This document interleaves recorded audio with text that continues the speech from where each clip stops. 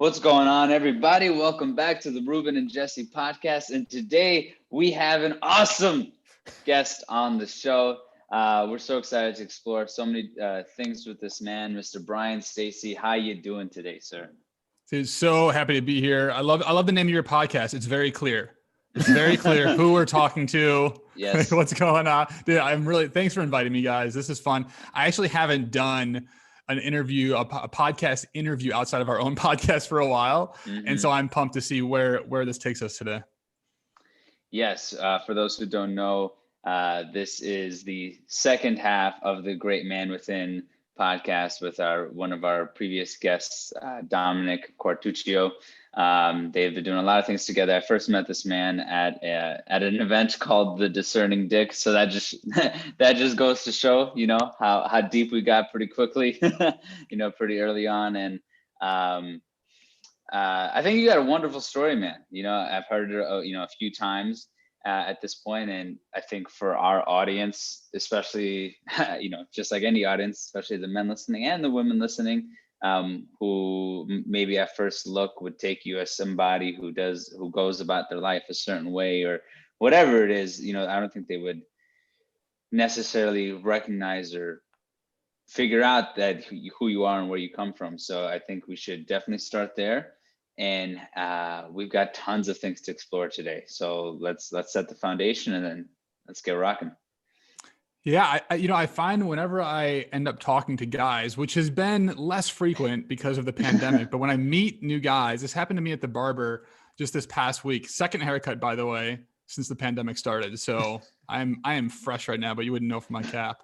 I went to the barber and we started talking, and the conversation went from getting a vaccine. Should you get a vaccine? Should you not get a vaccine?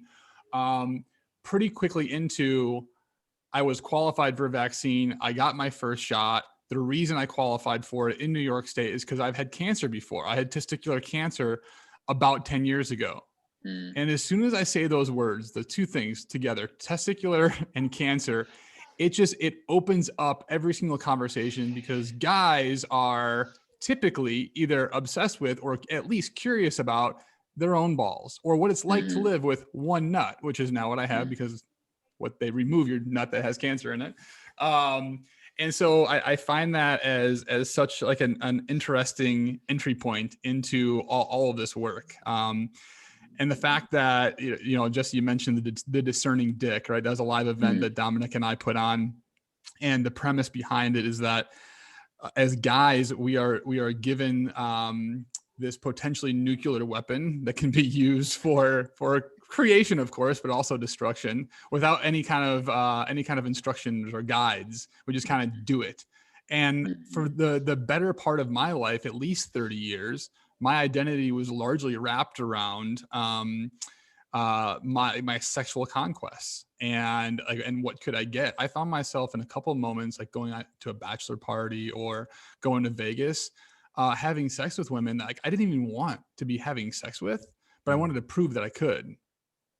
So I wanted to show the guys that I could go talk to a woman and convince her, right? It's so messed up. Convince her to go sleep with me. And then afterwards, the next morning, get the high fives. And that felt so good. And so before we jump down that path, I think it's helpful to understand just a little bit of background. I'm from the Midwest, from Chicago originally. Grew up in a Christian household, and I was with two younger sisters. So I had that big brother protective instincts, and also with the Christian upbringing that sex was only something to be done after marriage, and had all kinds of feelings, of course, as a young guy. I know you two can relate, and a lot of other guys can relate. Like, you're horny as a kid, and you're not totally sure what that means or what that's like. If you or your listeners right now reflect on, if you can even remember the first time that you masturbated, what was that like? Dominick and I did a survey on what that was like for a lot of guys, and the first word that came up for most guys was like exciting, explosion, wow, exhilaration. But then the second word that came up when we asked them that was shame, not understanding, should I be doing this, right? And so I think a lot of us grow up with this thing that we don't talk about all that much around sex and sexuality. And so I tell that story only because I didn't know. I didn't know the water I was swimming in, and I didn't know that I had shame like wrapped around any kind of my sexuality. But here's what I knew. I knew that I was going after sex because it gave me power, because it made me cool with my peers. It also felt good, and that was great, right? So like those two things were in conflict, direct conflict with what I grew up with, because I wasn't supposed to have sex until I was married.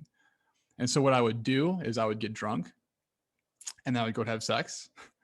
But then if I had a girlfriend, like, wait, like we should really wait until we had marriage, and then kind of have sex, but then feel bad about it. And so this was the cycle. The cycle I was in was, this gives me power. It feels good, but I feel bad about it. And all of this running in my psyche until about the age of 30, when I was diagnosed with testicular cancer. So happy to jump down more of this path Well, around sexuality, but let's check in here.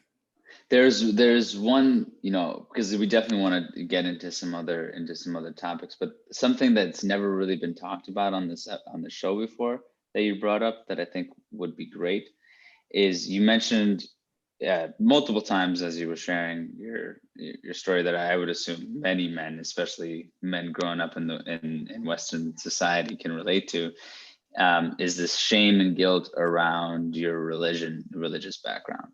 Now, I'm not someone who really grew up with a religious background. My parents are Jewish.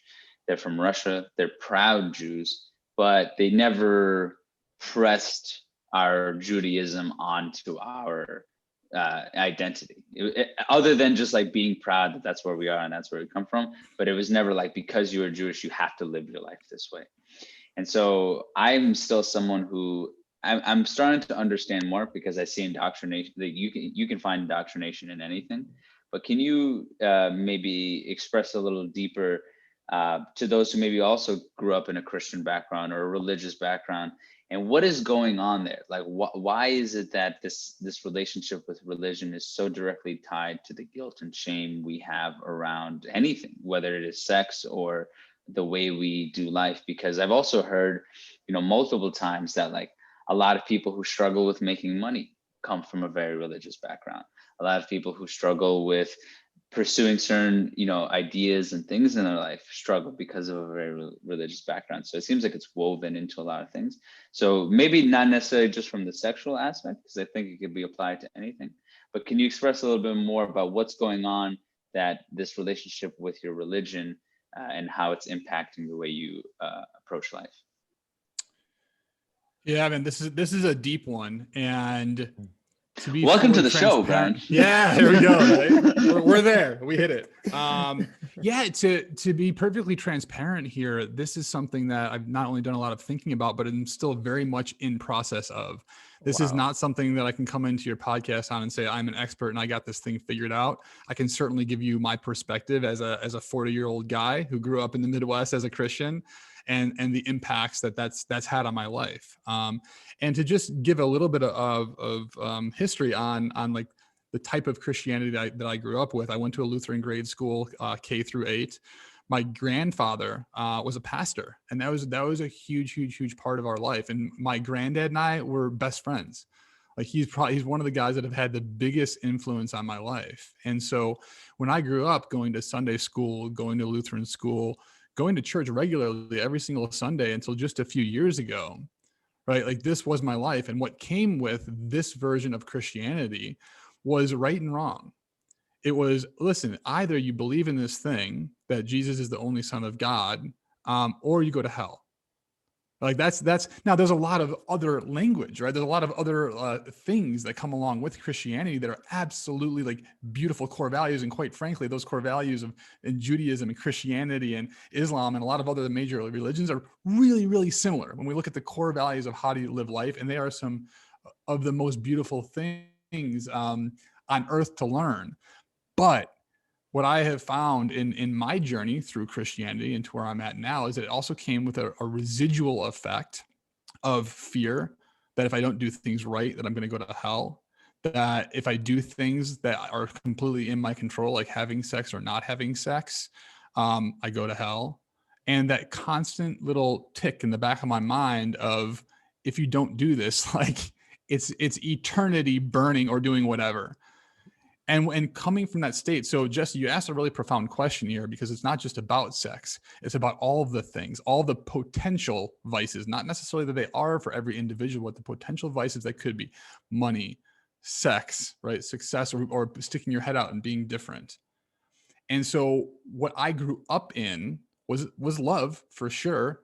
I still have a great relationship with my family. I learned a lot about Jesus and about love, but there was this constant like fear in the back of my mind that I'm not going to do it right.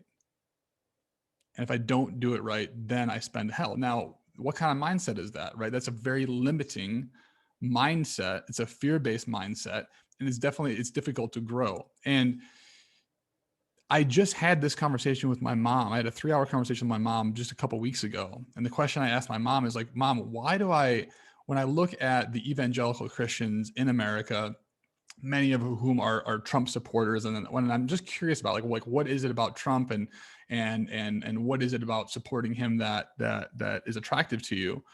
And it was always a fear-based thing. It was always like, we're going to lose our rights. The culture of the United States is going to change and be different because we're allowing all these differences that aren't Christian-based values. And so the Christians that I love speaking with are the ones that have no fear. That they're like, look, like the ones that believe in that core value of love, connection, family, and the ones that are less concerned about getting it right. And so that's the mindset. Like that's the mindset around that at least I grew up with. And I know my experience is very different than other Christians. But I haven't talked about this a whole lot, to be honest with you guys. And it's just been on my mind for a while. Great, man. Well, all right, let's go one step deeper. So, having recognized this, having the awareness of all of this, and I would assume that time when you got testicular cancer is involved in this, but how did you, and if it's not, take us wherever this needs to go. How did you then start to break away from the religious dogmas or ideas that anything you do will take you straight to hell? Because I think it's hard. Like even for myself, maybe that's not where my thing comes from, but everyone knows what indoctrination is to some point, whether it's like being a man in Western culture, right? It's like there's so much that I still to this day deal with as certain ideals of what it means to be a guy who looks like me, or who acts like me or talks like me.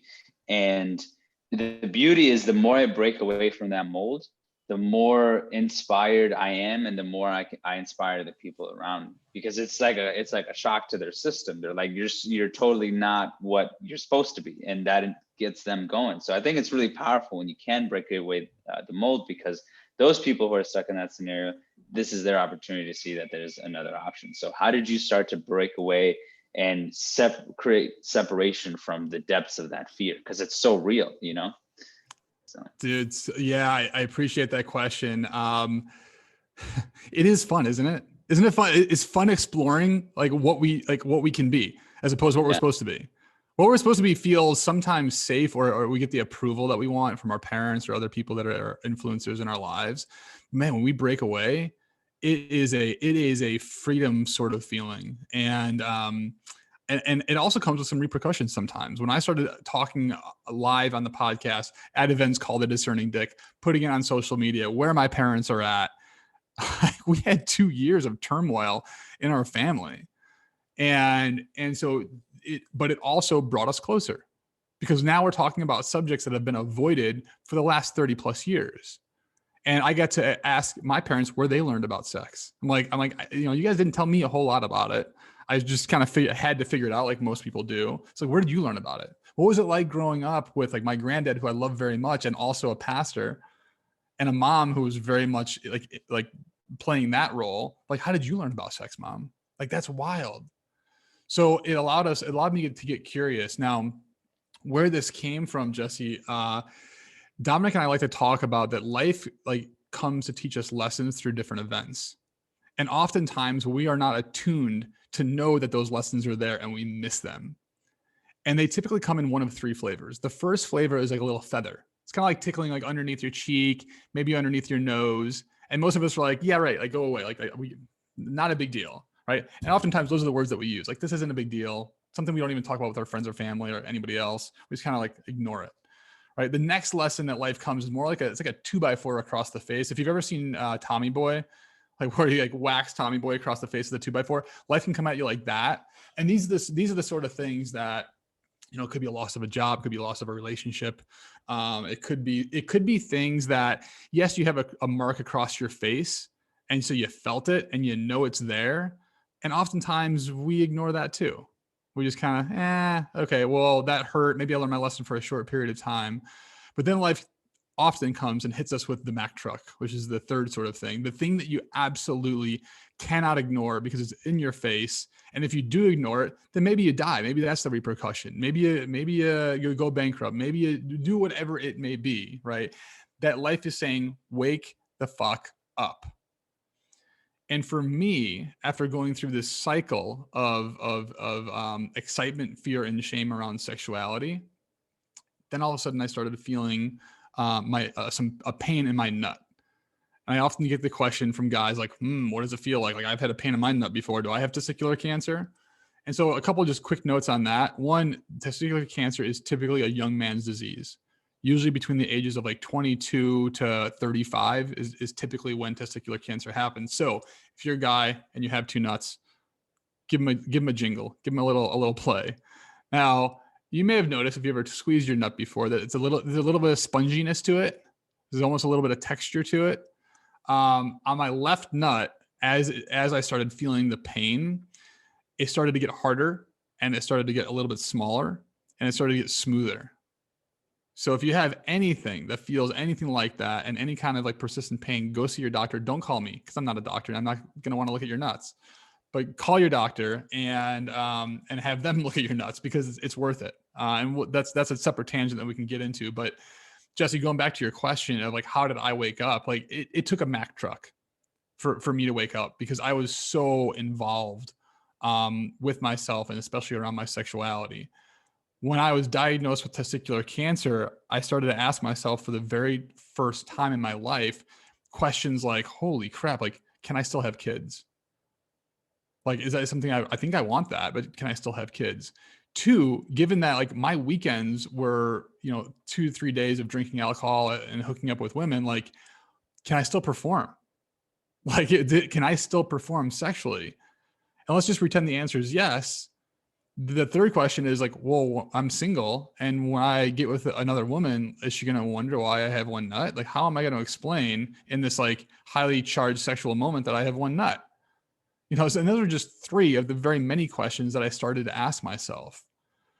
And so that was my wake up call. And what I find with my story and with a lot of guys, it is some sort of biology or some sort of performance based desire that starts to wake guys up. Dominick and I call this the Trojan horse, because guys are after something, they're willing to do about anything for it, even if they don't want to talk about it yet. And oftentimes that's our body telling us a story. And that's the Mack truck. So for me, that's where my journey really started. It was starting to ask those bigger questions of like, what really matters to me? No, what really, really matters to me, like in this moment. It's like an identity shift, I feel, because you had this identity with, prior to going out, having sex with all these women, and then like you get hit with this Mack truck, and you're just like, will I even be able to do that anymore? Can I do that now? Like, I mean, I'm guessing those are the questions other than the three that you mentioned just now that were coming up. And the question I have, like it's getting through that one, but two, it's like there's some inherent like traumatic like things that start showing up in your body, and maybe externally as well. So I asked, like, how did those show up as you were going through this, this experience, this Mack truck experience? Like, the big question started to rise, like, what changed for you between like Bryan before testicular cancer, Bryan after?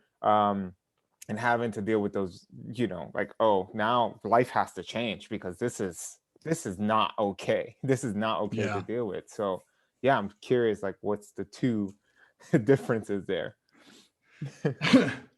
When you're diagnosed with testicular cancer is something that moves very quickly in the body, and you want to get it out of your system as soon as possible, because what happens is it's not that you lose your other nut.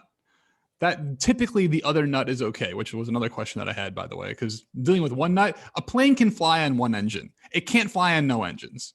And that's what I was worried about. I was like, well, if I have no nuts, like that's gonna be really hard to create testosterone and everything else. And like that's even harder to explain to a new partner. So at least I had one nut, but they want to get it out of your system because what it does is it travels up the side of your body that the cancer is on.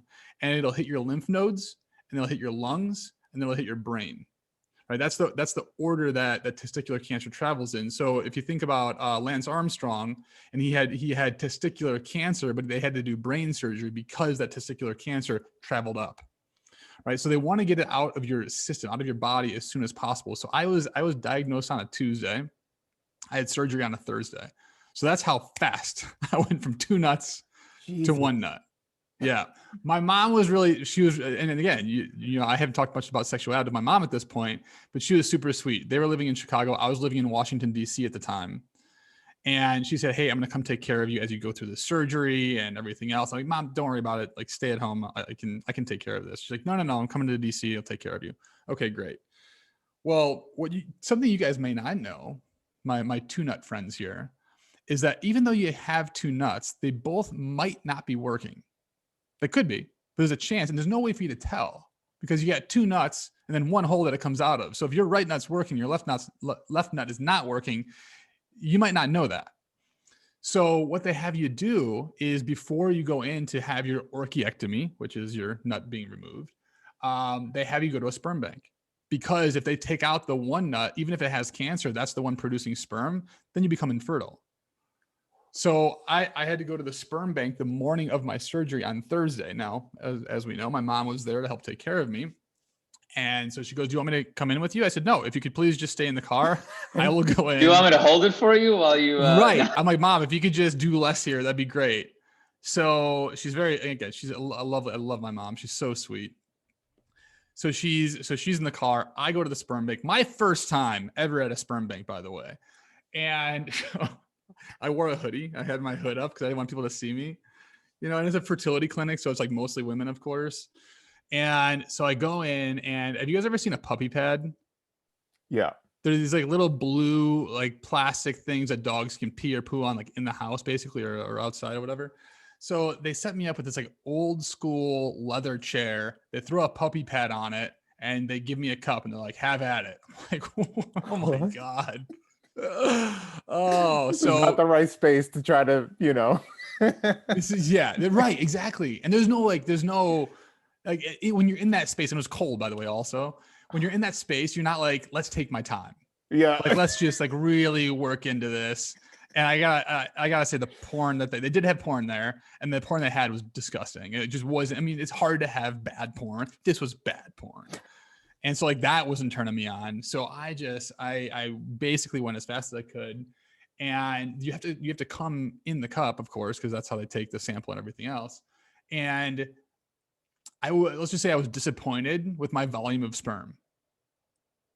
So I wasn't about to go again. I wanted to get out.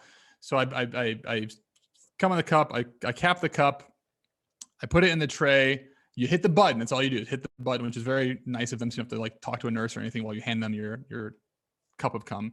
I hit the bell, put my hoodie back on, and walk out feeling not great. Open the door. My mom's there, and the first question she goes, "How'd it go?" And I'm like, "No, like we're still not doing this, Mom." So went to have surgery. And to get back to the question here, like Ruben, in terms of what happened then, like from the body, the beautiful thing then is it moves so quickly from being diagnosed to having your nut removed to then chemo. I had to go through chemo. There's a lot of different types of testicular cancer. I had to go through about 3 months of chemotherapy after that. And so there's not a lot of time to think in those moments because you're just trying to survive. You're just trying to get through it. and be done with it and then move on with life. And so there was two things that happened. One was, as I was going through chemotherapy, I decided to write a blog. Somebody had got me the URL because I'd made a joke one time about having one big nut as opposed to two normal sized nuts. And so I wrote a blog called One Big Nut. And I did it was purely cathartic because I didn't want to be doing Facebook updates. I didn't want to be calling my aunts and uncles and tell them how I was doing. I was like, let me just write about it and people can pick it up there. And when I did that, it was the first time in my life that I realized that my vulnerabilities, like me being open and honest with what I was going through, actually touched a lot of other people. And so I started getting all kinds of emails back, in some cases, even phone calls. And certainly when I went back to work, people reached out to me because I was a safe space to talk about these really intimate things about.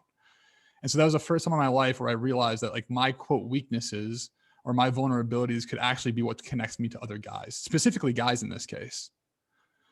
And so that was part of my journey going through it. But when we start to talk about identity, like, well, who is Bryan before cancer? And then who is Bryan after cancer?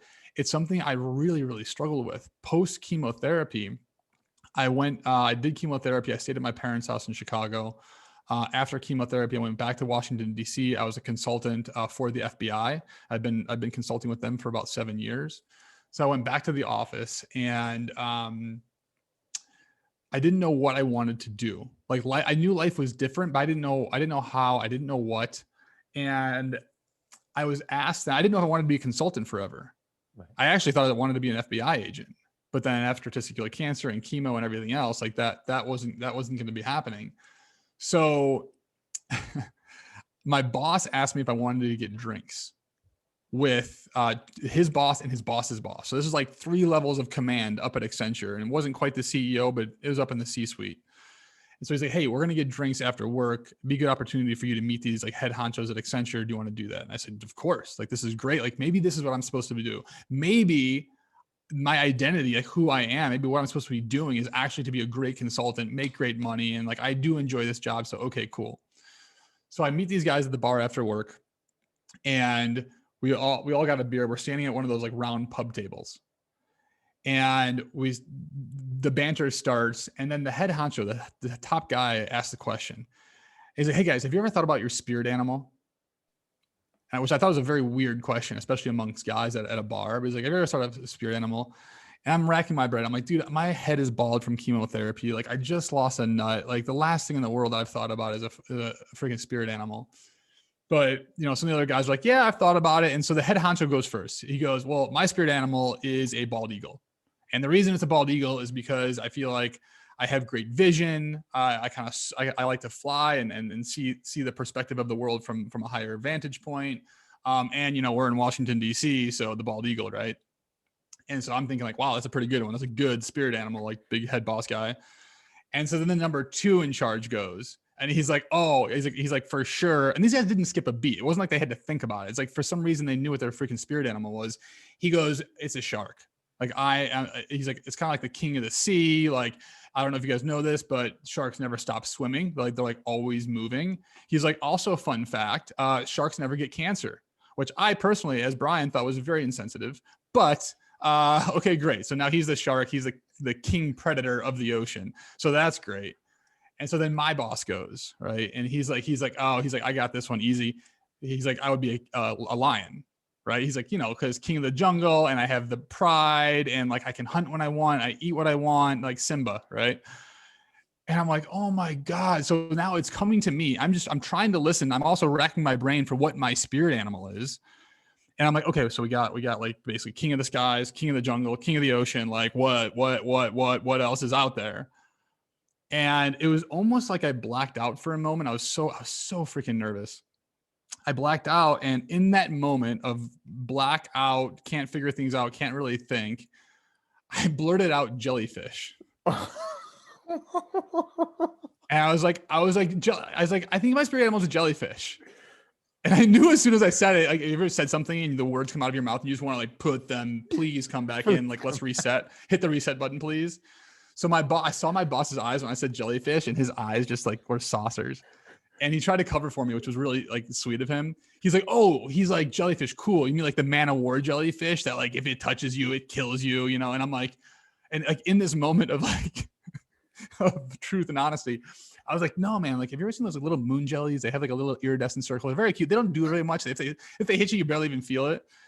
And he's like, and the table went silent. It was just like, who is this young joker of a dude like with us executives that's a fucking jellyfish? And so I was not there for more than a minute more, and I was maybe a quarter of the way done with my beer. And I said, "Hey guys, like the only thing I could do in that moment for what I thought was like show them what a hard worker I was."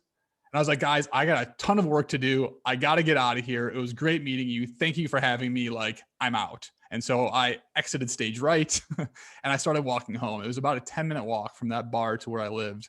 And on that walk, I was like, "What the fuck, dude? Why? What? I've never even thought about a jellyfish before. Why in the world would I say jellyfish? I don't like jellyfish.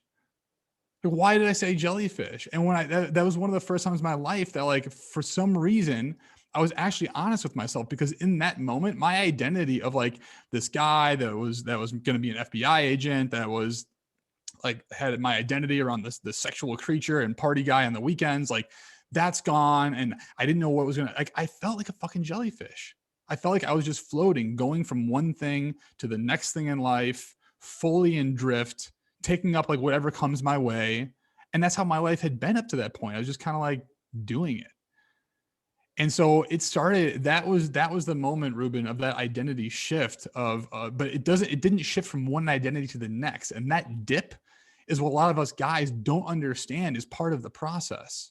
And it took me a decade, it took me 10 years after that moment to really come to an understanding that that's okay. Like that moment of that we don't know is okay, as long as we're able to sit in it. And so my last like the 3-4 years of doing this inner work, this inner journey, has taught me that like that's a moment to be still, to be with myself, to create that space and to let things happen around me, to then find like what I want to do, which is not tied necessarily to identity. But that moment, that was my low point. That was that rock bottom point that I personally had to get to. Woo, that was a great fucking story, man. Yeah, that was a really good story. Great, because this is, I want to start talking about what you've been doing in the biology and performance space next. And before we get in there, I just want to acknowledge that like what I hear you talking about is very much a catabasis, right? You went through like the classic, Carl Jung dark night of the soul experience where, yeah, like you lost your, and what a blessing, in many ways, like what a blessing that was in such a strange way. And I think it's another example for people to acknowledge that, like, if you are going through this sort of dark night of the soul or catabasis moment and it feels like your shit is fucking chaotic, then there's something on the other side of that, and I also want to speak into something you said about the state of not knowing. I have a deep belief, and I'd love to hear your thoughts on this as well as we start talking about everything else, is that we are moving towards a place where leveraging not knowing is going to become more and more important, because like things are changing so fast and they're only going to change faster. And when you look at things that operate at a higher frequency, they're shifting from one thing to the next, like way quicker than things at a lower frequency. And so if you believe that the world is moving into a higher frequency, then you're going to have to get used to not knowing things. And we were just talking about this yesterday when Ruben and I were on a podcast, which is like something that's really been evolving my life. And I think why opportunities have been coming to me and why just the way I connect with people is so much different is because of my own catabasis that happened recently, I am more and more less tied to whatever stagnant identity I have of myself and becoming more comfortable not knowing how things are going to turn out almost on a daily basis. I'm like, I have no idea what's happening. And to feel good with that is becoming such a PowerPoint. So yes, by all means, let's jump into what that is, the biology of what's going on there, and how that's, how all these things relate to performance. Yeah. So think about how we all grew up, right? We had our parents telling us stuff, how things were and how things were supposed to be. Right? We go to school, we learn about science, we learn about literature, we learn about history, we learn about all these facts about how things are, right?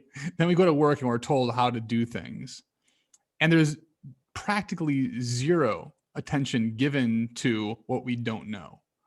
I propose that we have a class, and the class is all about what we don't know. Like, here's what we don't know. Like, I don't know about you guys, but like in biology, chemistry, and physics, I thought these things were fact. I know they're called theories. I do understand that, but I thought like this is just how the world works. Like, what if we took a class, or what if we had a religious belief where like we actually just didn't know?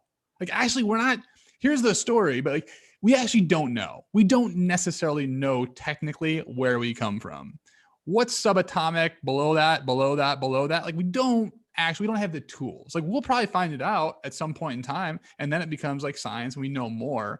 But there's so much that we don't know. And Jesse, what I have found is like that life of being okay with that leads to curiosity, it leads to exploring, it leads to a lot more fun. And as a guy who consistently wrestles with the fact of like knowing everything and trying to be right, it provides a lot of freedom to just be like, you know what? Like, actually, what if I entered this conversation with this person who I work with, assuming I don't know? What if we just started there? Because I got to tell you guys, even like where I'm at on my journey right now, like 9 times out of 10, I go into a conversation being like, I know where they're at, I know what the solution is, and I have to consciously tell myself, like, wait a second, like maybe this person has their own perspective, maybe they have a way to figure it out. There's a guy named Jim Dethmer. He wrote the 15 Commitments of Conscious Leadership, which is a very boring title, very great book. And in the very beginning of the book, he talks about this single line. There's a single horizontal line. And that line represents either a commitment on top. Above the line is a commitment to a curiosity and learning, or a commitment to being right? That's the bottom. And at any moment in our lives, even right now, we're either above the line or below the line. And it's okay. Like, our natural state, like what our brain, what our amygdala is telling us is for survival purposes to be below the line, to be defensive. So our biology is telling us to be there. So we have to override that if we want to live in this other state of creativity, innovation, exploration. So at any moment, we're either above the line or below the line. And it's not always important to be above the line. It's just to know that the line exists. Is to know where we are at that moment in time. There are times to perform in our lives. There are times to be defensive. If you're a lawyer and you're a defense lawyer and you're not being defensive, that's bad for the client, right? It's not a time to be curious and explore. But most of the time, I would posit that most of the time in our work endeavors, in our relationship endeavors, especially, being above the line in that creative space is going to lead to more connection and better outcomes. And so, Jesse, I was like pumping my fist over here as you're talking about, like, what if we just lived in the fact that we don't know? I totally agree, man. I totally agree. I'm not sure where we're going with that. I just got really excited when you said that. I wanted to just say a quick statement, because like I feel like I'm pretty sure you've heard the famous, like, I think it's like a ongoing like meme on the interwebs, but it's like the more you learn, the more you learn that you don't know. Like, Right. and this whole idea, like, and that's why when I, like, in my day job, when I'm training my students, I'm always telling them that they need to seek things, they need to be out there, they need to be curious, they need to read more, and watch other perspectives from different people's lives, because then they'll get the sense of like, Jesus, I thought I knew this thing and I really don't know this thing. And that me not knowing this thing, thinking I did know, makes me want to pursue it even further. I mean, that's why Jesse and I are so big into like the health and wellness space, because like nutrition is this monster that just no one knows. There's like the basics, and it's just like we forget about the basics because the vegan diet is like the big thing right now. And it's just like, well, actually, and then there's like the facts, not the facts, but once again, theory behind like, well, what did our ancestors eat? It's more paleo centric, but also what about where your ancestors come from? Were they up north where nothing grows, so they focused on eating mostly animals, right? Or were they in the tropics like my family? I'm Puerto Rican. We come from the tropical closer to the equator. Guess what? I can eat fruit and vegetables and all these things. And it's like, but is that true? I don't know. I have to wear a blood sugar monitor to find out, right? There's so much in that area, and you're just like, well, it's a good place to be because the answers change every year. Well, and then, you know, as guys, we love the rules that like we love to be efficient, right? Yeah, right. Like with thinking through things, like it takes brain, it takes energy, it takes everything else. And guys, maybe more than anything, are like, cool, how can I solve this problem more efficiently? How can I solve it one time and not think about it again and just Right. run that program whenever I need to run that program? Right. Like think about how you guys kiss, right? Like whoever your partner is, like whoever your partners have been. My guess is that your kissing game hasn't been upgraded in maybe 10, 15 years because you figured it out. Yeah, You had the yeah. energy, you figured it out, and you're like, great, let me just run this play. Right. When Dominick and I talk to a lot of women, and this is especially true with Me Too and some of these conversations women have had with us where we've learned and where we've upgraded, Dominick and I were asking questions like, cool, what are the new rules when it comes to Me Too, when it comes to like dealing with like women, the opposite sex, whatever it may, what are the new rules? And the answer we come to every single time is that there aren't rules because everything is context specific. It's all variable. So what do we do as guys? Right now, I don't, when I say no rules, I'm not talking about like the Harvey Weinsteins and like rape is like, there are rules, right? Like that. But how do we, if we truly want to connect with someone else, like what are the rules around that? And the reality is that they aren't. So then what do we do as guys? When is a joke okay or a joke isn't okay? When is it okay to hit on a woman or not hit on a woman, right? What is the rule book on that? And the reality is, as guys, the best thing that we can do, and the reason why being above the line, being in that like open creative learning space, is because we become attuned better to what is around us instantaneously. We can stop thinking with our heads. Rules, right, are in our heads, but we can start to feel like what is needed in this moment and in this situation. I was at, this is going back a little while now because Equinox had been closed, but due to the pandemic. But I went into Equinox one time. Now I have a partner. I'm very much in love. And but I went into Equinox. I saw this woman working behind the desk. She was this beautiful Black woman. Like it had this exotic look to her. And in my head, I was like, oh, compliments are good. People like compliments. Like I have a partner. Like I'm not hitting on her. I'm not looking for anything from her. I'm like, I should tell her that she's like beautiful and exotic looking and whatever else. I should tell her that. I think as I got closer to the desk, like there was something that was like, just shut your mouth, dude. Like, don't say anything to this woman. And so I didn't. I said, hey, thanks for checking me in. I went to the locker room and I was like, why was that so weird? Why was that so weird for me? Like, according to the rules, like I'm not asking her for anything, like blah, blah, blah. Why didn't I do that? And so I asked some of my female friends of like, okay, here's the scenario. I painted it the same way I just painted it here. Like, and I felt weird about it. Like, should have I given her the compliment? Like who doesn't like a nice compliment? And they're like, nah, Bryan, like that's not a situation in which you to give a compliment because one, she's working. Two, she can't get away from that situation. You know, like if she didn't like you pursuing.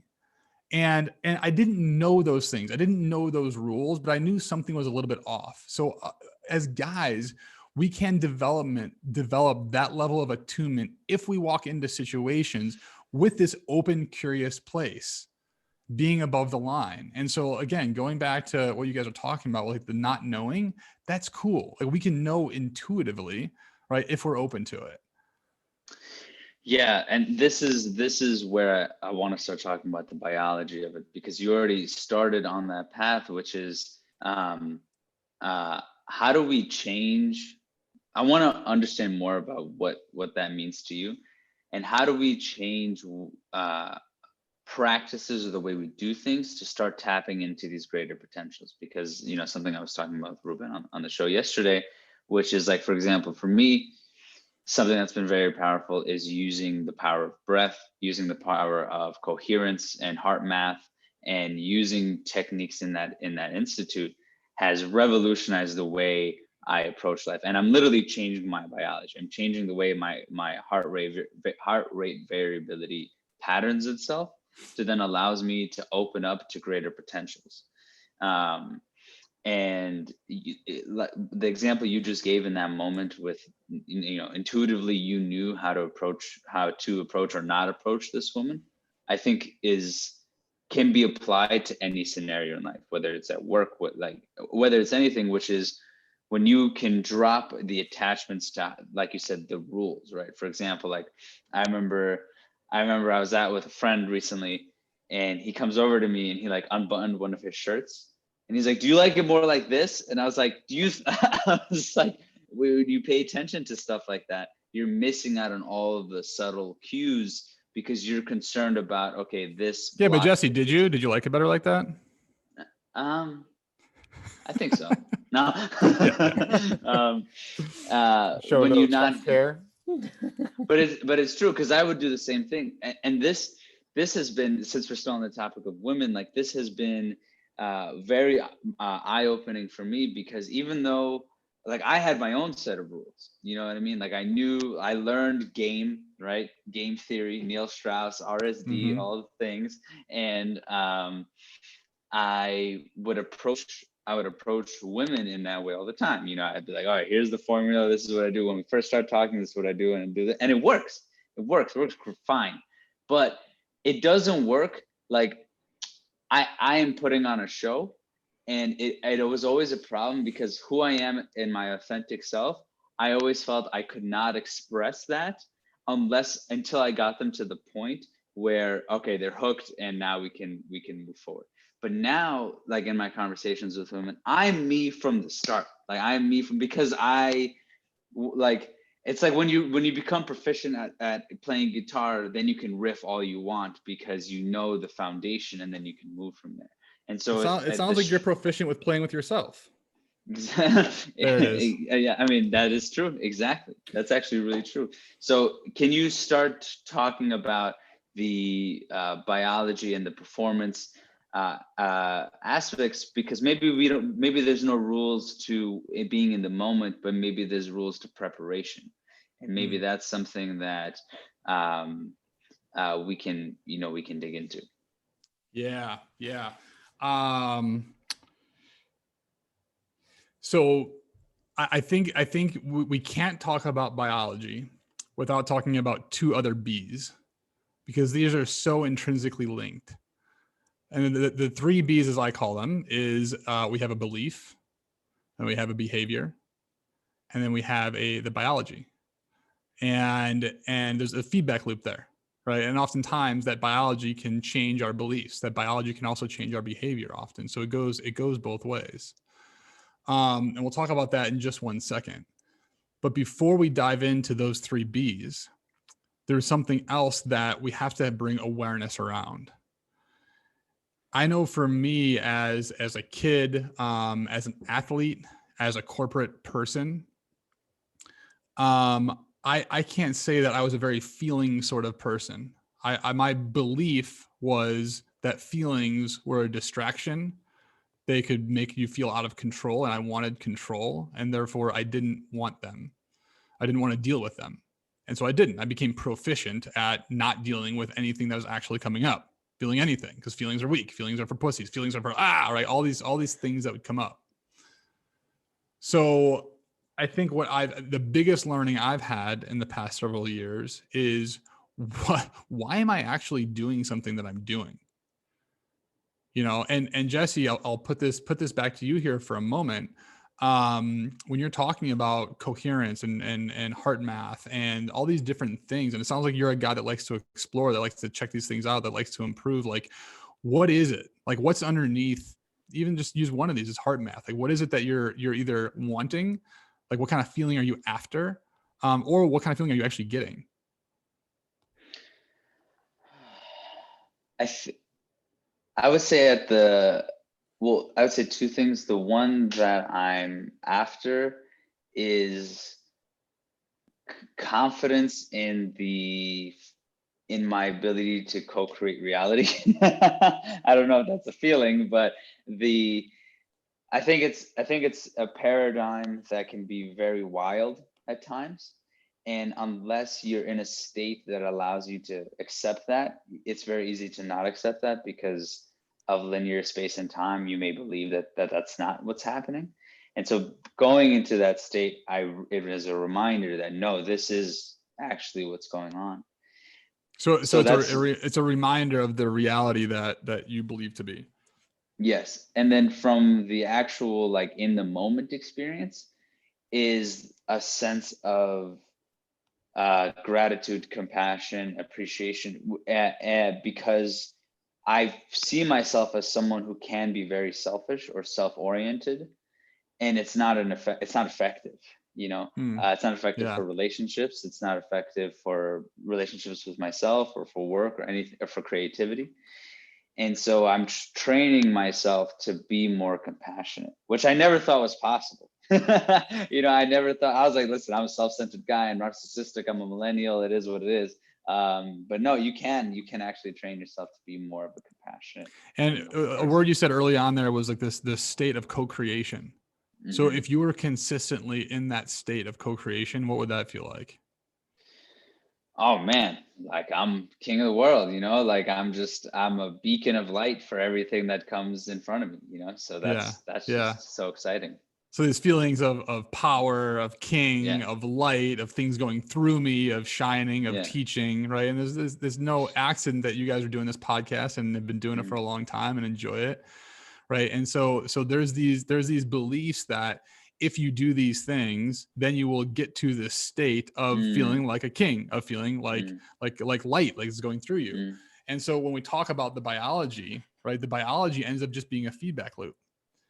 And so when we talk about, okay, well, what is the belief that either we've learned through experiences or that we've been told? If you're really attuned, you can go a level deeper and say, like, what feeling am I going after in order to, if this thing that I believe and the behavior that I'm going to do, what is it going to give me, right? And then the third piece is just, again, the feedback loop. And so for me in my life, I mean, I love bulletproof coffee in the morning. Right. And so my belief is that if I drink my bulletproof coffee, I'm not going to be hungry until 1 or 2 p.m. I'm going to have sustained energy. I'm going to have mental clarity. And I also enjoy the taste of it. Like that's my belief going into it. So my behavior is I get up a half hour early. I put the French press together. I make coffee for my girlfriend and I. Right. And the biology is then telling me either, again, through experience or empirical data, that one, I am feeling really good and feeling really energized. So my belief is matched, is in coherence with like my experience.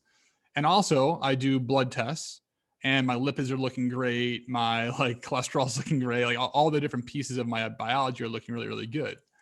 And so I think the most interesting topic that we could get into, maybe we don't have time to do it today, and is where the biology spiritual cojoins.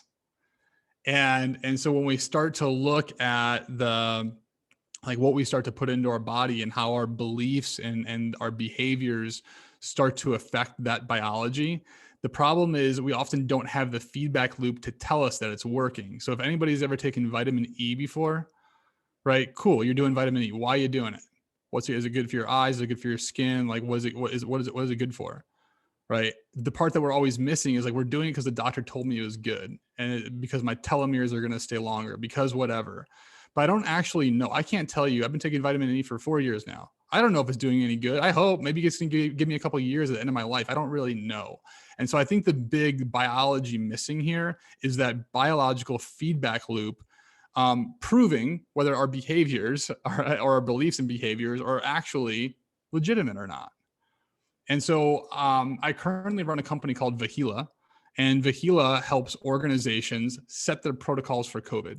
So what does that mean? It means, hey, do you have a temperature right now? When's the last time you were tested? What type of test was it? Do you have a vaccine? Have you taken a survey that asks you if you've had symptoms or not?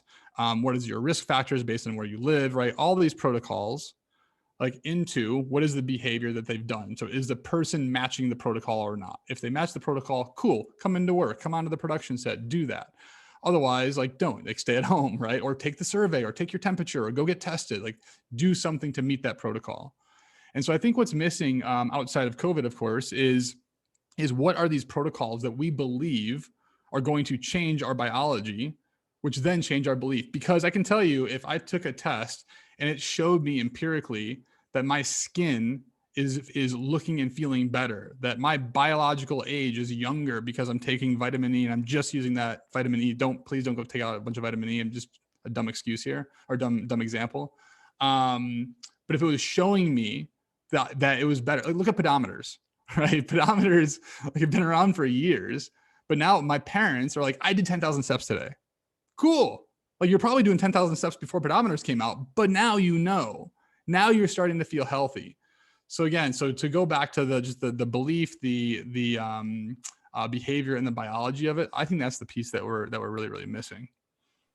And I totally like wholeheartedly agree with this, because it's funny because Jesse and I are really into obviously the spiritual and like looking at things, as he just mentioned. Like Joe Dispenza is like huge influence in our lives, and we recently started watching like Gaia TV, for instance, which actually kind of does that already. They talk about these things where it's like, oh, these are all these spiritual beliefs that ancient tribes have believed in for God knows how long, and we're just catching up with it scientifically. Like, oh, they were right this whole time.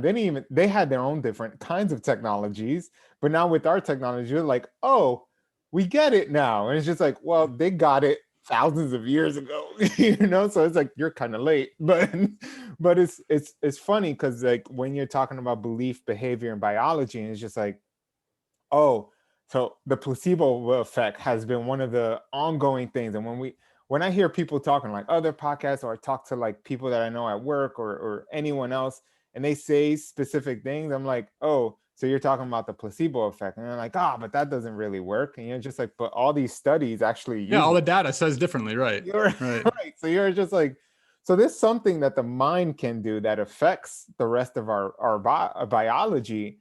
So that belief and then the behavior you're putting in, and then you see the results in your body. But luckily we have the technology. I have an Apple Watch on. It's the Series 6. They have this like this blood oxygen thing, which I still don't understand, but I'm like, it looks good based on like what they told me. Yeah. Well, that's the other thing, right? Is it usable? It's like, it looks good. I think it's good. I think I'm healthy. I don't know. Right. Right. Yeah.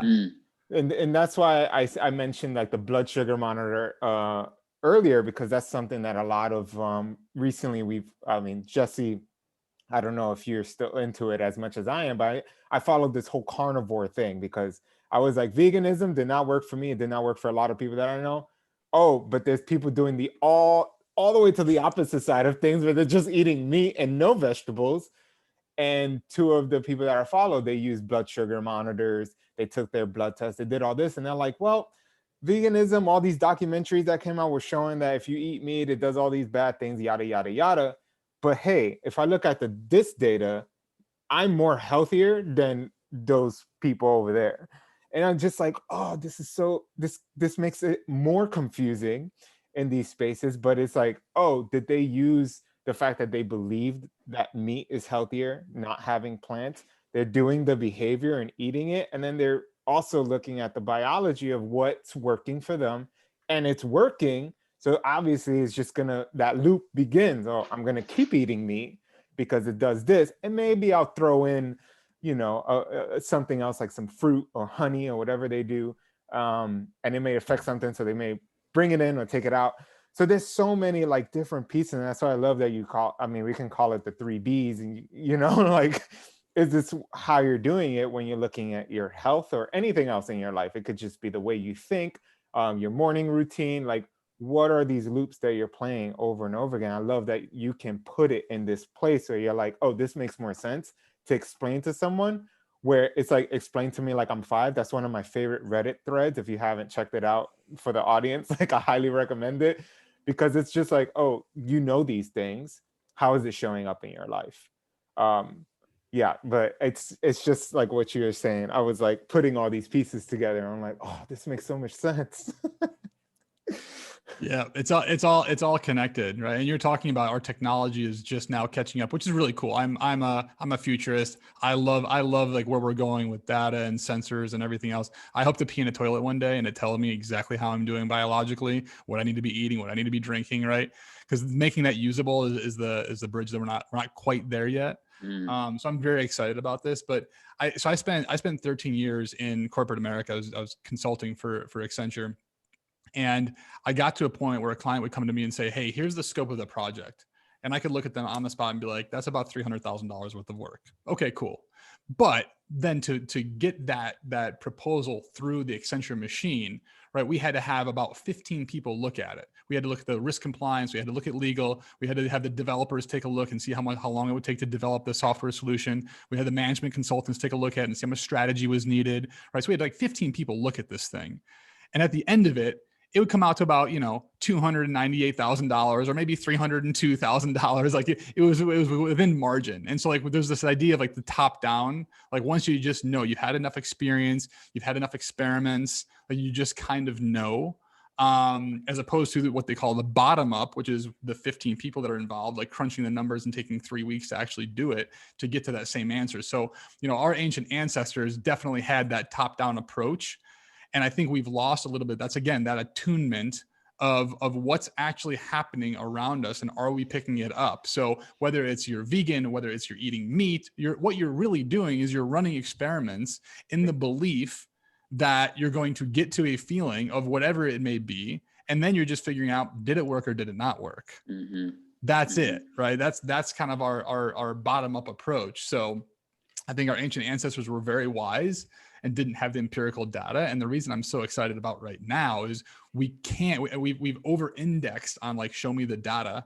But now I think we have the ability to bring them both together. Like, how do we have that top-down attunement without having to have like, what are the specific rules? Is it vegan or is it meat? Well, maybe it's both, right? Maybe today it's this and tomorrow it's that. And that's okay.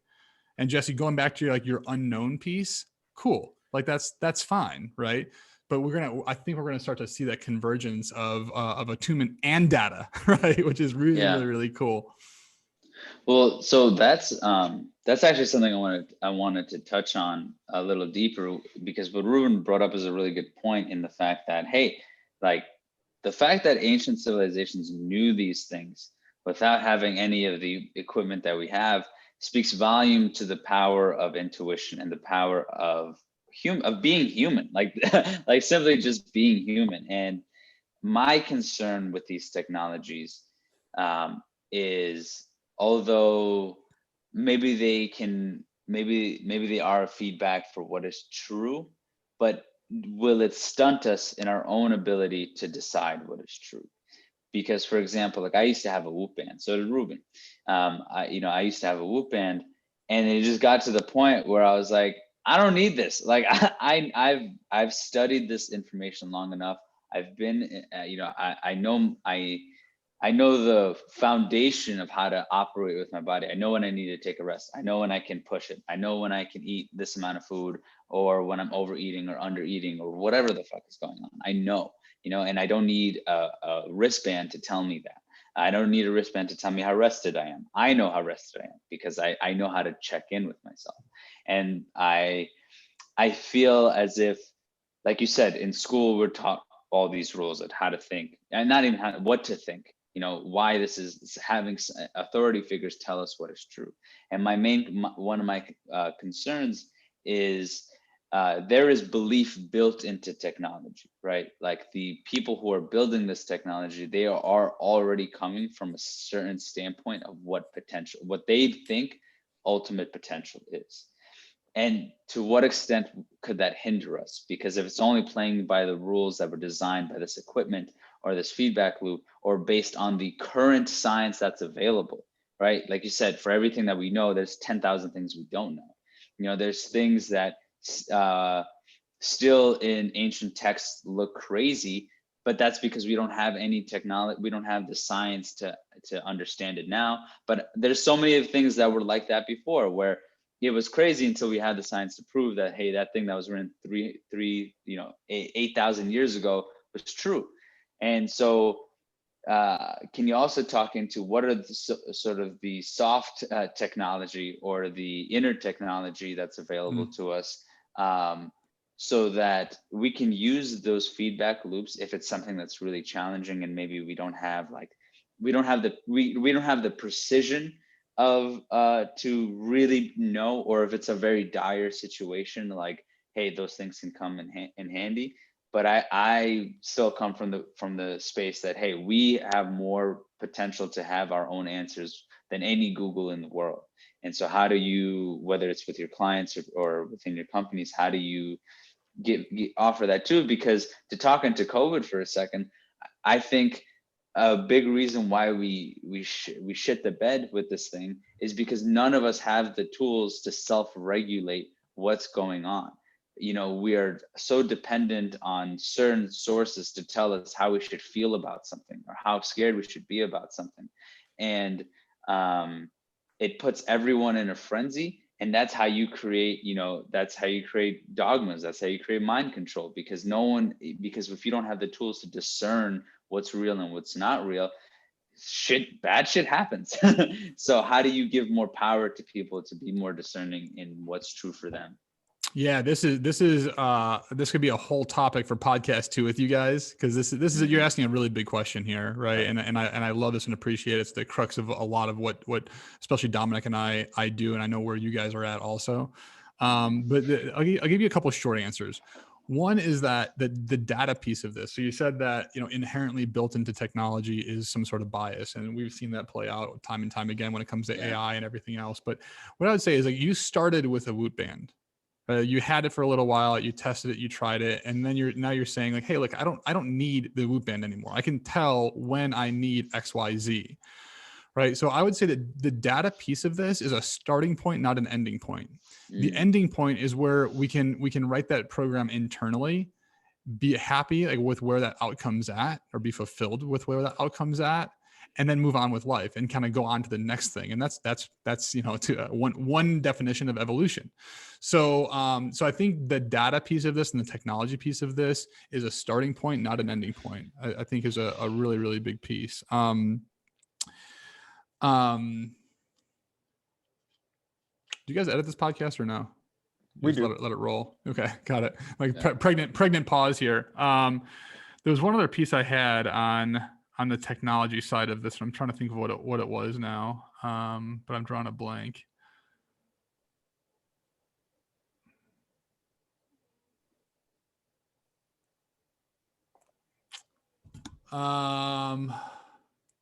Jesse, can you give me a prompt again? I think it was towards the end of what you were saying.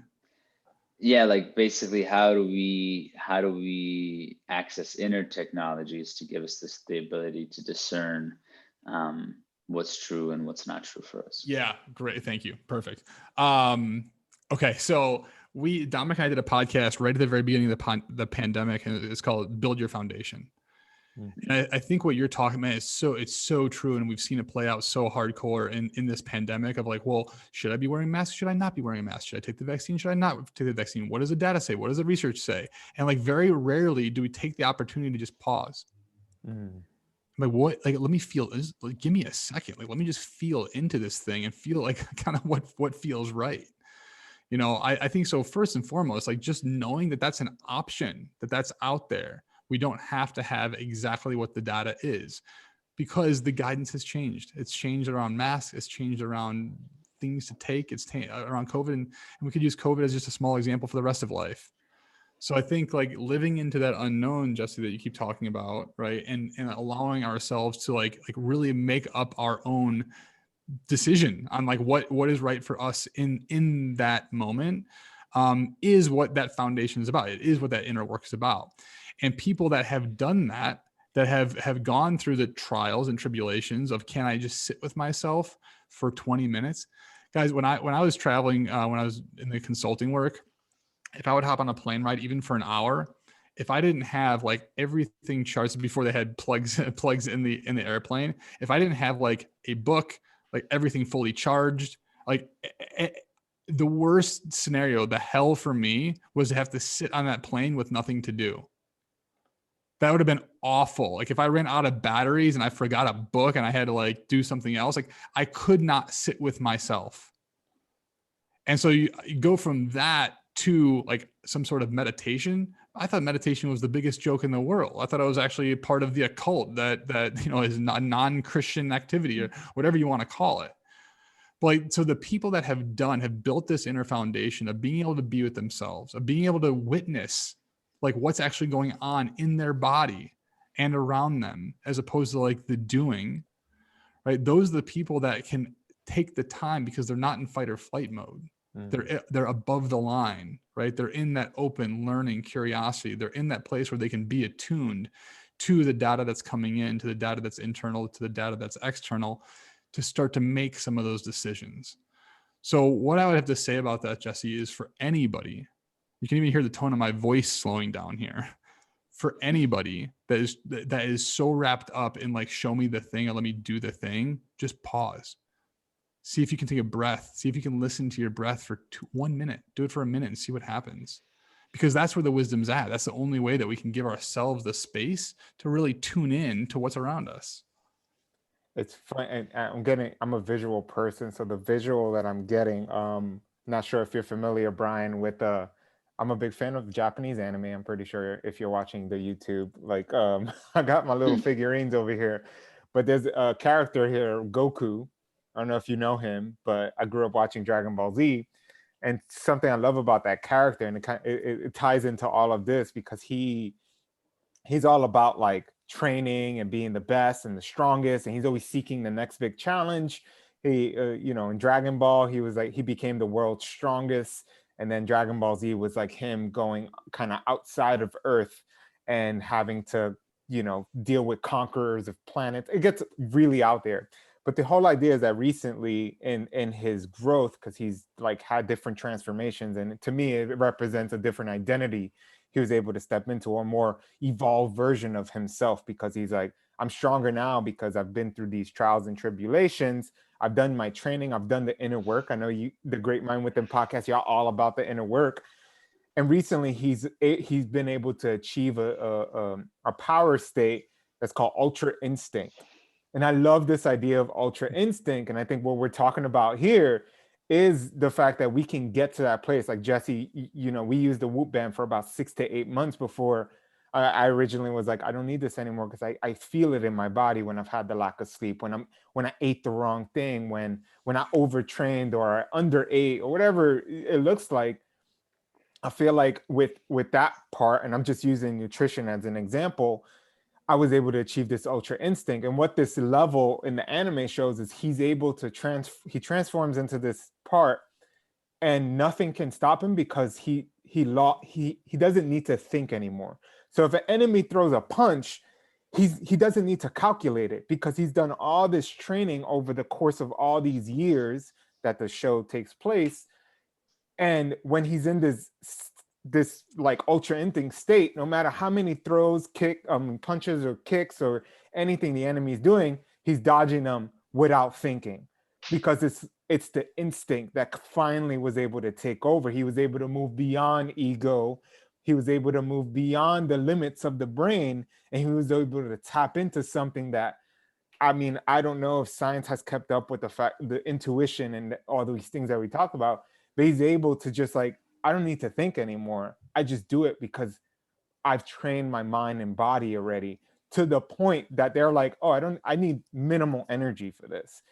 And he's able to achieve that state. And I always like, when I'm able to like think of these things myself, and I always want people to become this way. When I'm coaching somebody at work, or I'm coaching somebody outside of work, I'm always like, how can we get closer where you can understand your own ultra instinct, where you don't need these tools or anything anymore? They're just like short-term tools. You get it, and then you move on to the next thing, like we just mentioned.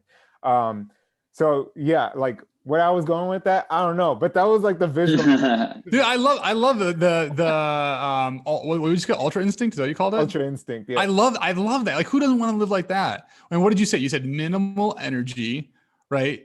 For instinctually move. Like, that's amazing. I call that building your automatic. Like we have our default automatic that we'll grow up with, we build with society, blah, blah, blah, blah. But you can rewire that change that. You can build whatever you want your automatic to be, and that's what Goku did. He's a master at Ultra Instinct. I love that. Exactly.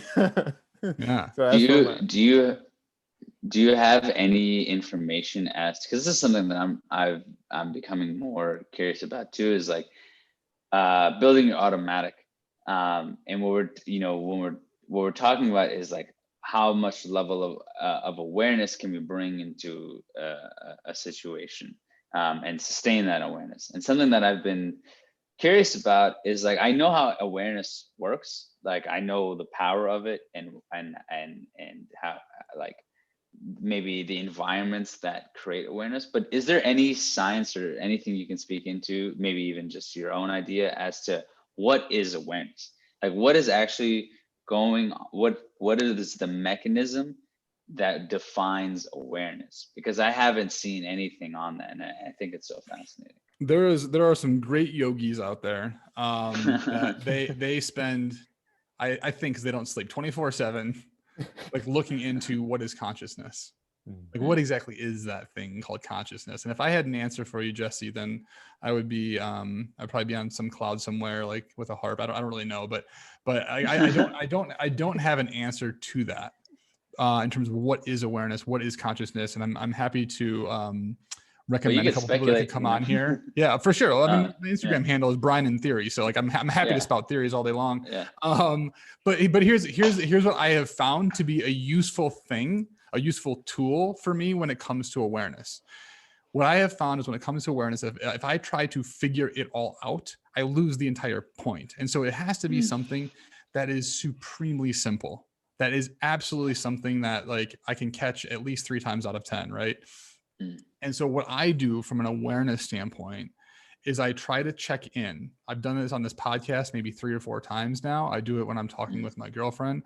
I do it in business meetings. I do it less effectively in business meetings for some reason. I think I have more triggers there. But what I do is I just check in for a moment to see how tight my chest is. Because to me, that's a trigger for, am I feeling anxious? And if I'm feeling anxious, then I'm probably below the line. I'm probably being defensive or trying to prove something, or I'm in performance mode. And if that's not what this moment requires, it requires me to be creative, innovative, learning, and open. Then I have to let that go. I have to just, like, in that moment, I have to say, okay, I know I'm below the line. Cool. Let me take a breath. Let me just give myself a moment. Let me tune back into what's being said or who's around me or what I'm saying in the moment, and then let that go. And that's the mantra that I have every single day when I meditate. It's like the purpose of my life is to let go of my stuff, and letting go of my stuff is that tightness that I feel in my chest. Now, I didn't come up with that. Michael Singer talks about this in a couple of his books, one of which is called The Untethered Soul. The other is The Surrender Experiment. And The Surrender Experiment is a beautiful story about a guy that can blend. It's my favorite book from him. It's great, isn't it? It's absolutely beautiful. And so I check in with myself of like, am I feeling tight right now? There's some sort of blockage there going. Take a breath and reconnect. So I don't have answers for you, Jesse, in terms of like what that consciousness is, but I can tell you my life has changed when I've checked in and allowed myself to open back up. It's gonna be so fascinating when we do have answers to, like, maybe more scientific answers as to what consciousness is. Because I love your curiosity here, because you're like you propose that you're like anti data and technology, but really you're like, I want to see how it works. Show me the nitty gritty. Yeah, because I think there's so many things that have been proven, and the way they've done it, it's just like, I don't know how the fuck you build machines that can split particles and track them and all this stuff. But I think it's just because, it is what it is. Like, we live in a science-based society. Science is our religion, right? And so if we can bring voice to truth using science, and then that just raises the consciousness of everyone. I'm just so curious how you would explain what consciousness, why we have the power to manipulate consciousness. Why do we have the power to shift like you said, you could rebuild your entire self, and no other, like, nothing else could do that. You know what I mean? There's nothing that, at least not that we, Well, at least not on this the planet. biology is so intimate to us, right? It's Mhm. so us. It's so our body. Like maybe we are not our Mhm. body, but like this is part of our experience Yeah. here Yeah. empirically, right? So okay, cool. So biology is inherently part of this experience with us. So biology will teach us lessons if we listen. When I got testicular cancer, it caused me to start asking different questions. So my biology in that point was an entry point into asking different questions. Mhm. A book that I read in the very, very beginning of my journey was called The Biology of Belief by Bruce Lipton. Mhm. That was the first time where I said, wait a second, I think all this woo-woo shit that I've been hearing about, that like my boho friends had been talking about, like there might be some validity to it because the science is telling me so. And in that book, he does such a good job of blending those two. I couldn't help but take a look at it a little bit differently. Well, And so that book was a big opening for me in terms of, like, you're right, that empirical data to prove empirically like the truth that we already know is a really powerful aspect. Yeah, I mean, Bruce Lipton, like, shout out to that man, the godfather of epigenetics. And like he brought something up, and again, I like shooting the shit about these things too. So um one of the things he talks about is how skewed or how unfortunate our definition of what life is, or what human life is, because um, it seems like everything else, when we look in nature, has a symbiotic relationship that is collaborative on the planet, right? And so it's like, you're not going to find polar bears in the jungle, because they don't serve a purpose in the jungle. They serve a purpose in the poles, right? Or you're not going to find, I don't fucking know. There's just certain, you're not going to find certain beings in certain parts of the planet because they weren't designed to be there. And rarely do we have that conversation with humans, because we don't live, by any standards, we don't live in a symbiotic relationship with nature. We've excavated ourselves from nature and created this, simulation of a reality in a civilization. And I wonder as to, and there's lots of theories as far as, like, well, were we genetically modified thousands of years ago to be designed this way, chromosome 2 and all that good stuff. But I'd be curious to hear, what your thoughts are on, and, well, like, okay, well, if we want to believe that there is a more true purpose and a symbiotic truth to why humans have come with their abilities, right? And understanding that, like, hey, we could do what we can do, but we can't run as fast as a cheetah. So, like, everyone has their game. Why were we built to have this type of consciousness, and how can it serve the planet if we were living in a symbiotic relationship with So we've talked about the 3 B's, right? So we talked about belief, behavior, and biology. Okay, cool. So now let's talk about the C's. The C's that, as I like to look at it, and what you're talking about here is, as a guy growing up, whether it was in sports, whether it was with women, whether it was with in the corporate world, whatever it may have been, I think one of the primary drivers of what I would do was doing, consciously or unconsciously, was competition. it. It was to beat the other person, whoever that was, whether they knew we were in competition or not. Now, when I was playing basketball, when I cross over from that out of bounds line to inbounds line and I was playing the game, performing is a really good thing. Competing is a really good thing to do. It's fun. It's exciting. We can learn a lot. It pushes us to our edge. Unfortunately, when I stepped off of the court, that same sort of competition came with me. And even with best friends, and for no real apparent reason, I just had this program running in my background called competition.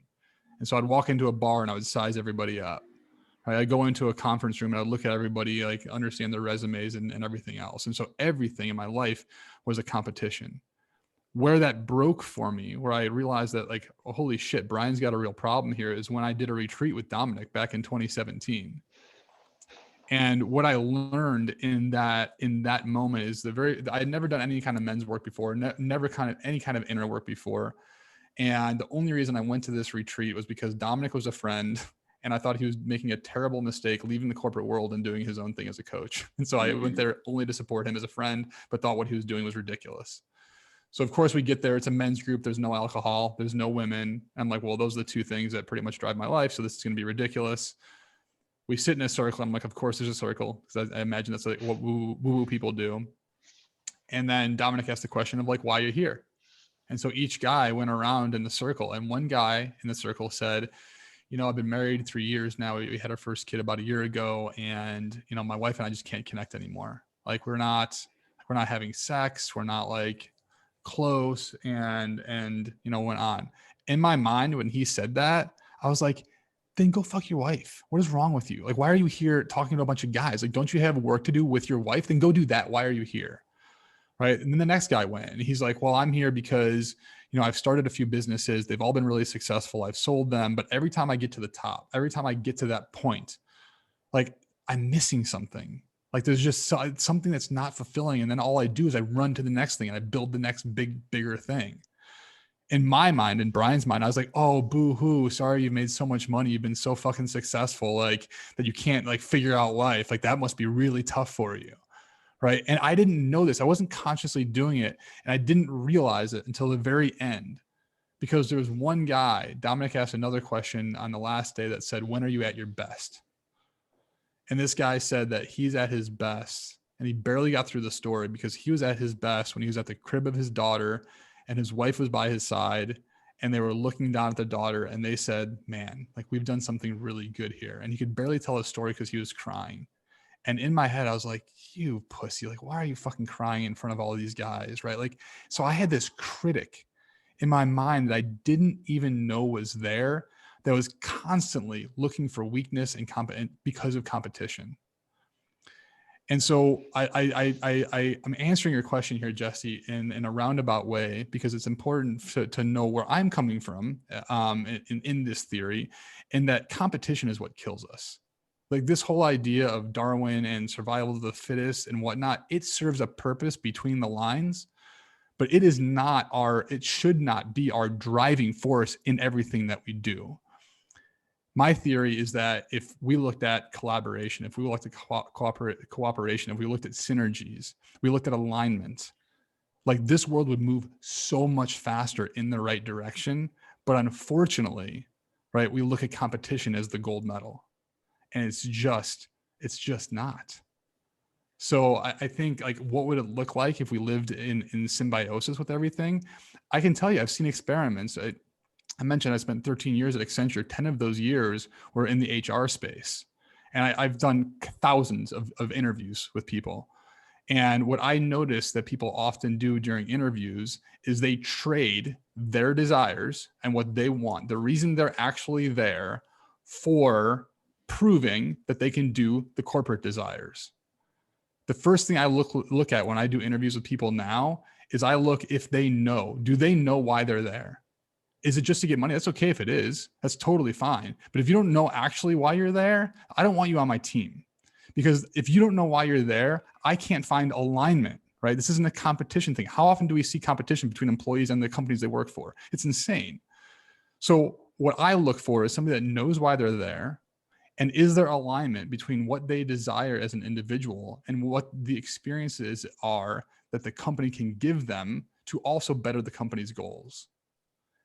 When I see those relationships work out, there's a woman that works with me right now, entry-level person. She wanted to learn about marketing. I said, great. Like I need you to do operations. I need you to take care of test results. I need you to take care of these other things. But we also have some needs in the marketing space. What if you went and learned these two tools over here and helped start our email campaigns? But at the same time, I need you to do the operations because that's the business. That's the business that we need to run right now. She's like, great. And she's loving life right now because we found that alignment, that synergy between what she wants to do. She doesn't want to work for us forever, and that's okay. She can graduate from us and go do her thing or go do the next thing and take all those skills and experiences with her, right? That's the difference between like collaboration, cooperation versus competition. Like, do what I want. Yeah, that's dope, man. And that can be applied not just to other humans, but to other ecological environments, right? It's like when you go into nature, you ask, okay, what is the system that's already been built here?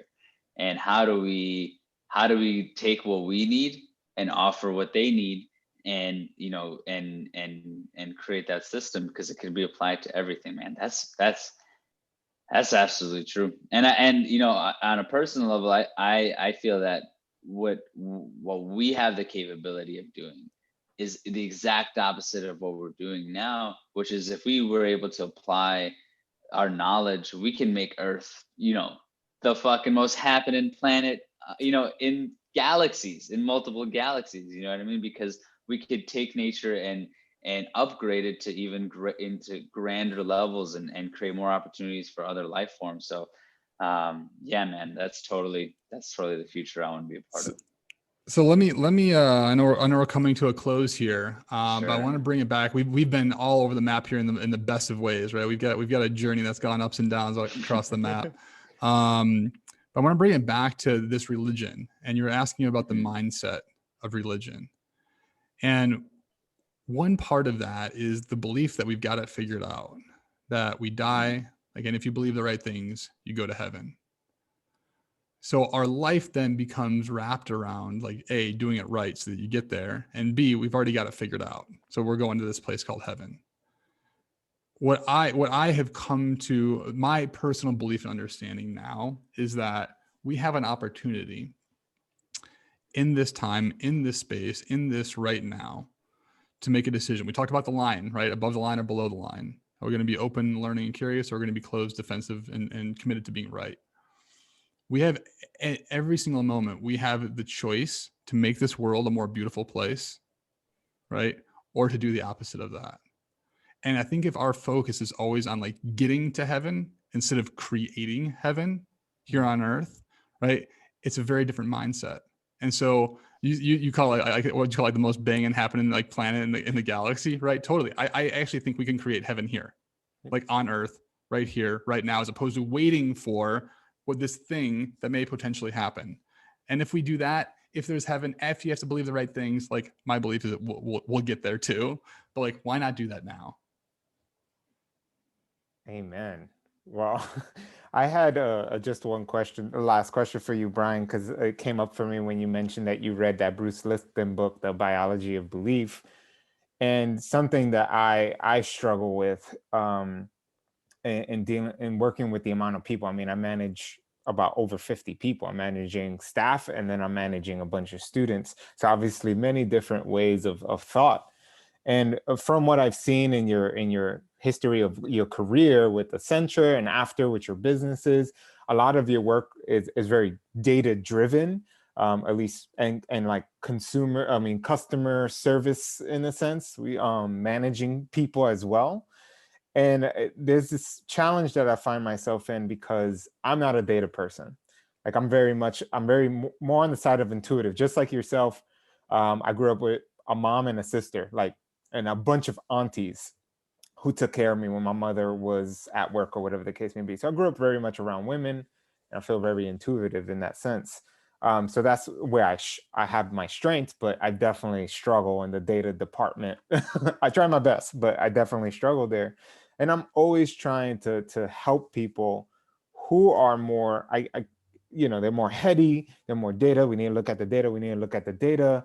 And I'm like, but also we need to see how people are experiencing this. Yeah, we have the data. Great. But what about the actual people in the thing? Like, they're doing the program. We see the data, but they're doing the program. They have a certain experience. I want to hear from them. But that obviously takes longer. So people are more lazy to do that because they have to talk to everyone on a one-to-one or small group basis.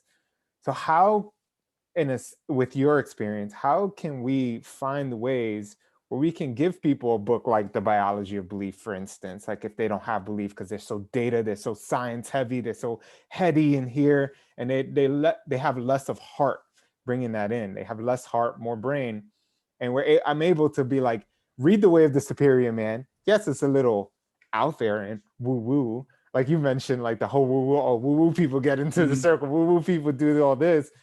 but there's a power there, because I was also like very much like, I don't want to do too much woo woo stuff. I kind of live in that space, but I'm scared to show that I'm into that stuff. But now I'm like, fuck that, I'm into that stuff, you know. But I also want to make sure that science has a place here too. So how have you done it? Are there any like tips or examples you can use to help people, or like help me in a sense here? I'm doing this selfishly, to kind of bring this to people and be like, hey, I have a specific way, or maybe how you can get into this, and then we can talk about it after. So Yeah. Yeah. But Ruben, I deal with this at least once every single year. mm, The reason I deal with it once a year is because on top of running my business, I consult for several companies still in the HR space. mm, And one of the number one things people come to me for is like, how do we measure performance right. of our employees? And so to properly measure performance, of course, you need to have like, well, what are the behaviors, right? This like belief behaviors in biology didn't come from nowhere.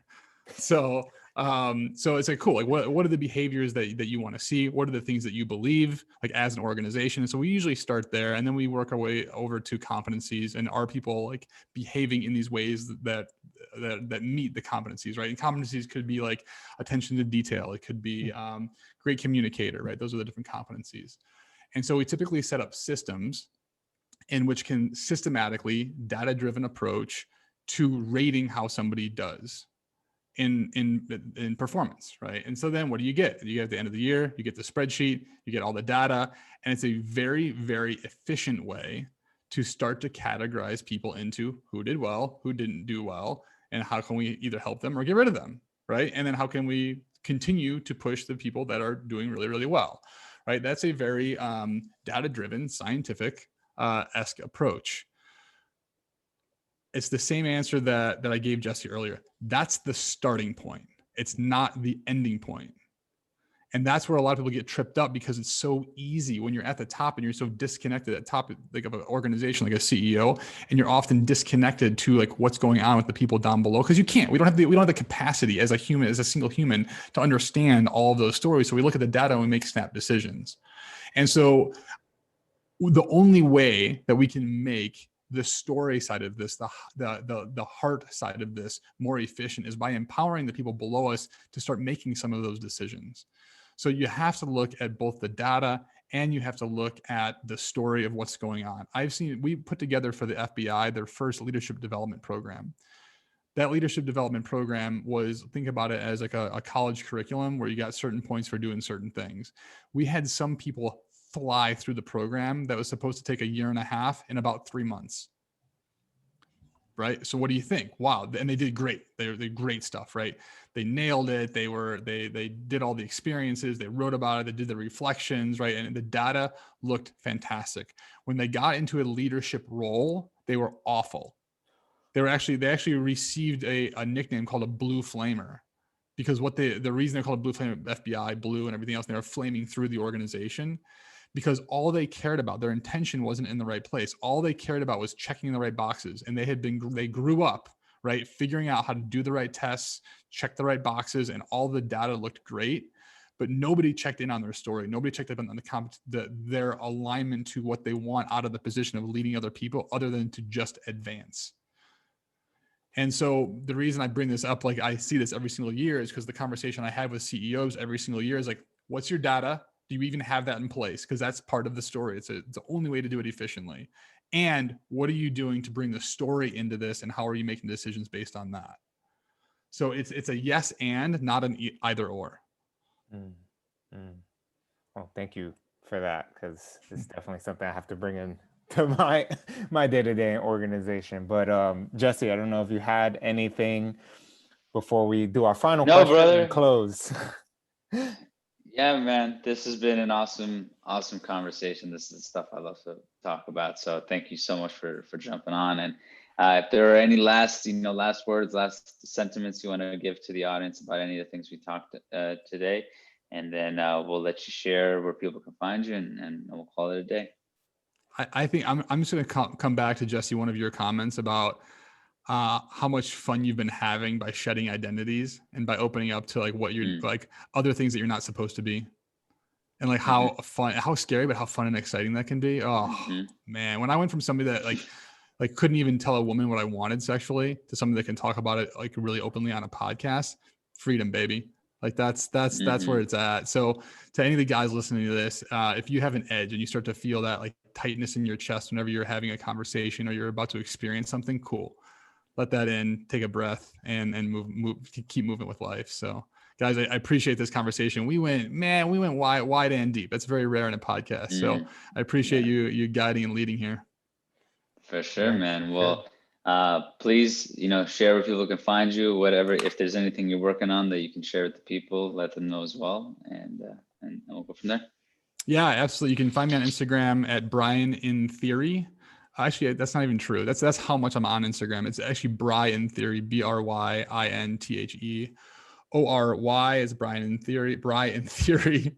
And if you want to check out our company, it's Valheala.com, VAHEALA. And this is COVID protocols and testing for groups.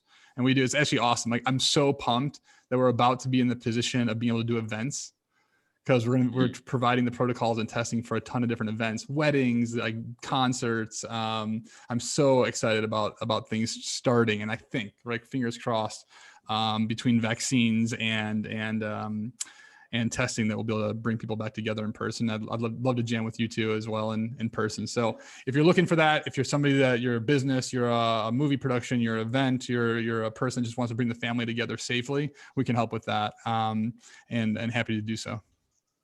Wow. Awesome, man. There All right, you Ruben, close it out. Yeah, there you have it, y'all. Bryan, thank you so much again for joining us.